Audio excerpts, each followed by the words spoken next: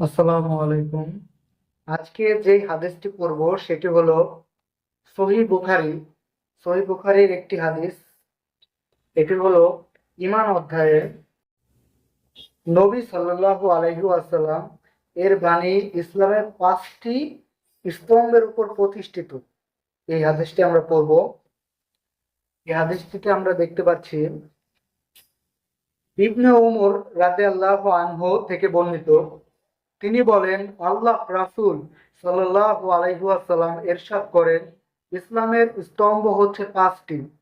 এক, আল্লাহ ব্যতীত প্রকৃত কোনো উপাস্য নেই এবং নিশ্চয় মুহাম্মদ সাল্লাল্লাহু আলাইহি ওয়াসাল্লাম আল্লাহর রাসূল এই কথার সাক্ষ্য প্রদান করা। দুই, সালাত কায়েম করা। তিন, যাকাত আদায় করা। চার, হজ সম্পাদন করা। এবং পাঁচ, রমজানের সিয়াম ব্রত পালন করা বা রোজা রাখা। তো আমরা বুঝতে পারতেছি যে ইসলামের স্তম্ভ মানে ইসলামের যে খুঁটি, ইসলাম যে খুঁটির উপর দাঁড়িয়ে আছে সেই হলো এই 5টি খুঁটি। এই 5টির একটা যদি ছুটে যায় তাহলে কিন্তু হবে না। আপনি যে মুসলিম, ইসলাম গ্রহণ করেছেন, তা একমাত্র প্রমাণ পাবে এই 5টি খুঁটিকে আপনার আঁকড়ে ধরতে হবে। এই 5টি খুঁটি যাতে একটি খুঁটিও বাদ না পড়ে।